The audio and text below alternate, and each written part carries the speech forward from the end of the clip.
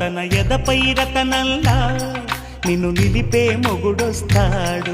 నీ వగలే నగలంటూ గారాలే కురిపిస్తాడు.